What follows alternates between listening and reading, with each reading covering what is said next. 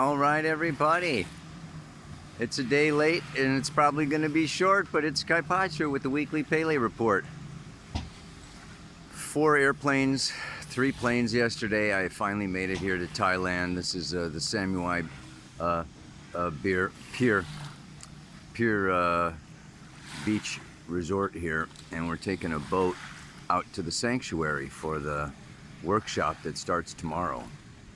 So I'm in transit, don't have a lot of time, but let's knock this sucker out. The moon is in Pisces.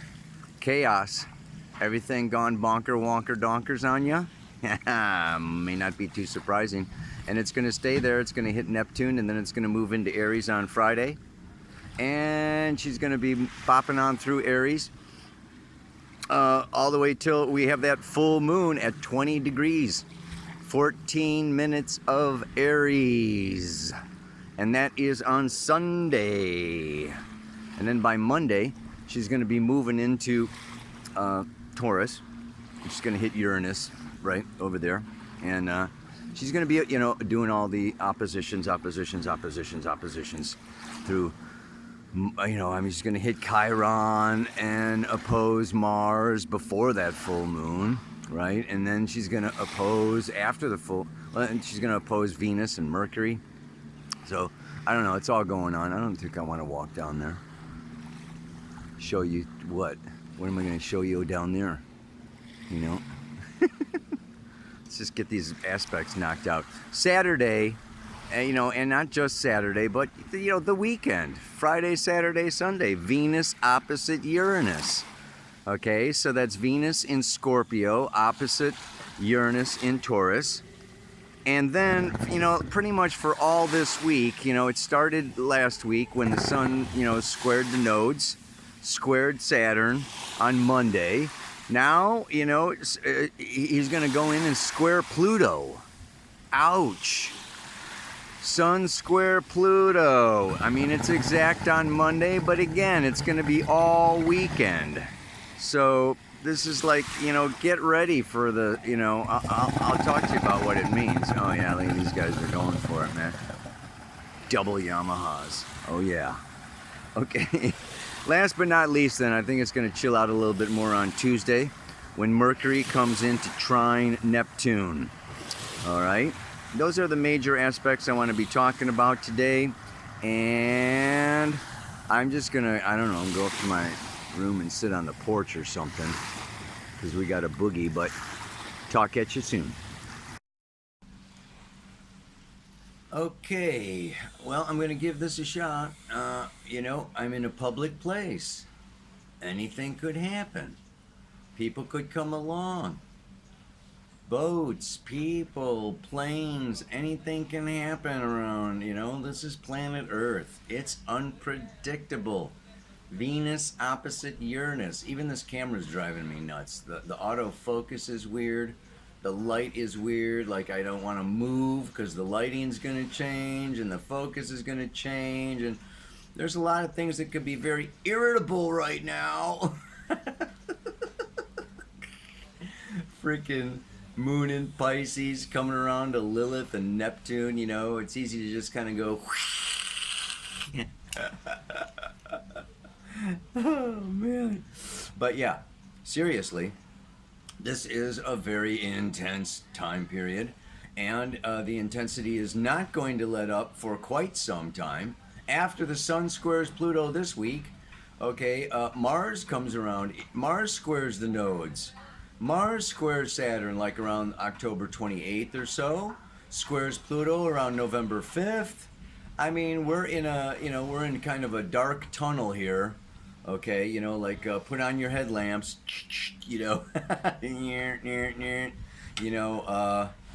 it's, some underworld experience, Mercury and Venus and Scorpio, and then the sun's going to be going into Scorpio, but even sun, Venus, Mercury, and Scorpio can be a little lighter, okay, than the square to Pluto and Saturn.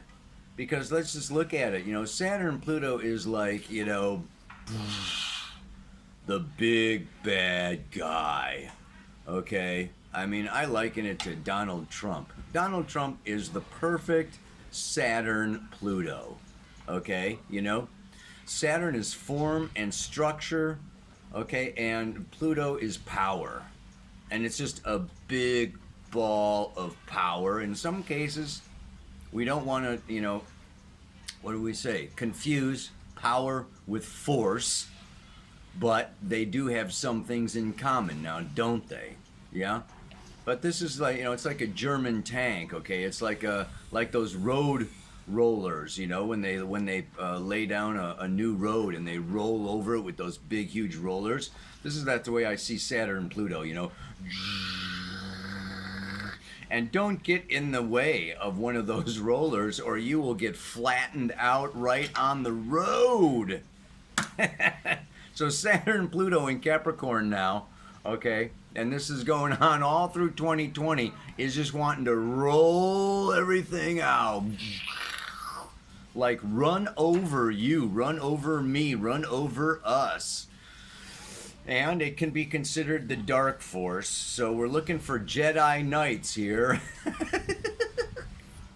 I don't like to get lost in the polarities. Okay, I like to be fifth dimensional, and Neptunian, even beyond multi-dimensional. And of course, I do when I go into my yoga meditative states. I try to make those meditative states more regular. However, this is the third dimension, and our bodies do exist in the third dimension. We are spiritual beings in animal bodies. Okay, so it's just like, deal with it. This is pressure. Pressure makes diamonds. We want to see this pressure, okay, as turning us, forcing us, pushing us, condensing us, incarnating us, evolving us into brilliant diamonds. In the meantime, it's highly uncomfortable. There may be ego confrontations that it's necessary for us to summon up from deep within us that Kundalini Chi force in order to face and hold our ground and stand firm and tall and maintain our dignity and our authority in the face of external forces, people, Mother Nature, governments, banks, other authority figures that are trying to steal it, rob it, or take it away from us. This is still Mars opposite Chiron. We are still healing the wound of us not deserving or not feeling, okay, like we exist, deserve to get what we want, or are powerful. And the thing is, each one of us is powerful. And like the mantra today says, it's just, how do you measure power? And what is power? What is true power? What is the misuse of power? What is powerful? What is powerless? I mean, this is a big word, and it has a lot of different connotations, a lot of different applications. And make no mistake about it, whether you're spiritual or not, okay, whether you have an ego or you think you've transcended it, everybody wants power. It's necessary. And the more you learn, the more you know, the more you discipline yourself, the more you really do your practice, the more. What is it about? It is about, power brings us mastery. And we are, each and every one of us, here to become masters. So to try to avoid power and egos, ego battles and this, that, and I don't want the drama, or I don't want, what? You're, it's a recipe, okay, for disaster. Because it's a recipe to become a victim or a martyr. And then you can cry and complain, okay, because, you're a victim or a martyr, but it was because you did not seize the opportunity to become powerful. We are here to bring in a new age of Aquarius, And that means sweeping out the old patriarchal age. And you don't do that without making powerful broom strokes. It's like sweep you out, sweep you out, sweep you out. You know what I'm saying? We got to get real here, right? You know, Jupiter in Sagittarius is done with that square to Neptune. It's moving on into fresh new territory, okay? And it's calling us to expand our consciousness, to embrace the wider, broader truth. So let's stop BSing ourselves, okay? Stop being victims of BS and really call a spade, you know, be in our truth, express our truth, stand in our truth, and really, yeah. And this is just like, you know, it's just a test or whatever. This too shall pass. You know, these, you know, forces coming at us, they're evolutionary forces, in a way forcing us to develop ourselves and our fuller capacities. So you want to thank whoever is challenging you. Say thank you very much. You know, I see that this is a challenge. I'm stepping up. Stepping up. I'm facing the challenge, man. Yeah, baby. So, let's just do the mantra. The true measure of power is not money, fame, or sex, but the capacity to see and know and do exactly what is best. Yeah? This is a time where we hone down what we believe, you know, what is our truth. Venus is our values. Venus opposite Uranus is aha moments of like, you know what? Now I really know what's important. Now I really know what I want in my life and what I don't want in my life. The opposition can oftentimes have to do with projection. Sometimes we take the personal planet of I'll be Venus and Scorpio and the rest of you be Uranus and Taurus. Okay, and this, you know, Venus Uranus is calling for enlightened relationship, enlightened uses of money, of our resources, of our sexuality. So this is just, you know, really it's time to bump up. And if we're not bumped up, something may come along to bump us up. Yeah, like somebody leaving us, okay, a new person, new relationship coming in, you know, that, you know, but Uranus destabilizes our financial situation, our relationship situation, our, you know, cozy, comfort, pleasurable. I just want things nice and easy and pleasurable, you know. And this Venus and Scorpio is saying no. You know, we want to use every opportunity to evolve and grow. And we know that Scorpio and Pluto in the 8th house evolve in one of 4 ways. I've said them 1,000 times, but quickly. Developing new capacities from prior lifetimes, like the wink of an eye. Number 2, meeting somebody that changes your reality in your life and forces you to evolve. Number 3, stagnation, where things get so boring or stagnant or suffocating that you have to make a change. And number 4, when there's the most amount of resistance and the biggest, you know, attachments, you know, emotional attachments to people, places, and things, they have to get taken away. I'm very sorry.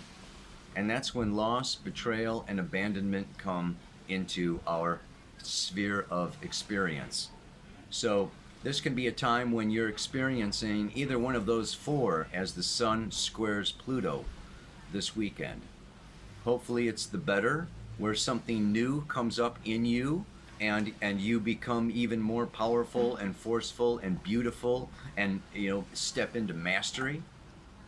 Or you meet somebody freaking awesome. Yeah, baby. Hopefully it's not getting too stagnant for you, but if it is getting too stagnant for you, take the frickin' message. Jump on a plane to frickin' Thailand right now. Come to my workshop, man. I'll tell you what, if it's anything this trip is really bringing to me, okay, you know, in Bhutan, over here in Thailand, it's that, you know, this is a big, huge, wide world. There's like multiple dimensions happening simultaneously on the frickin' planet. I just went back a few hundred, if not a couple thousand years in Bhutan. Absolutely amazing. You know, the mentality of the people, the belief systems, the structures, the temples, the everything. It's like, whoa, whoa. It's like a different time, different place, different planet.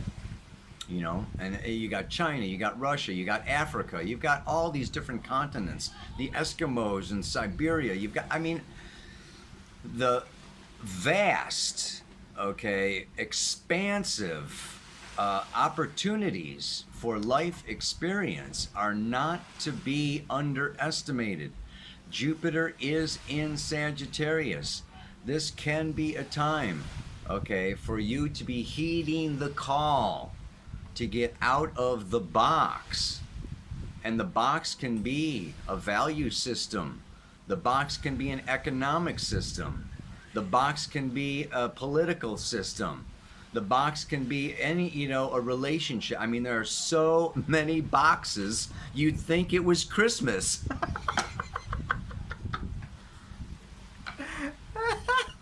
You know what I'm saying? Oh, man. There's lots of boxes, baby. So this is a time of busting out of the box, man. Get out of there. Just, I don't know. That a little bit of that is just me. But I'm going to just say the mantra one more time and get out of here. Yeah. Ow!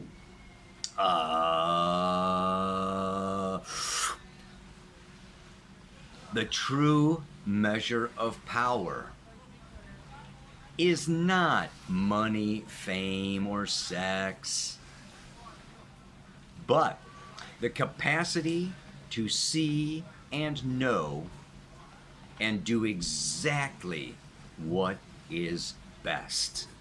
I trust that each and every one of you listening to this report will step into your power and do exactly what is best. Namaste, aloha, so much love.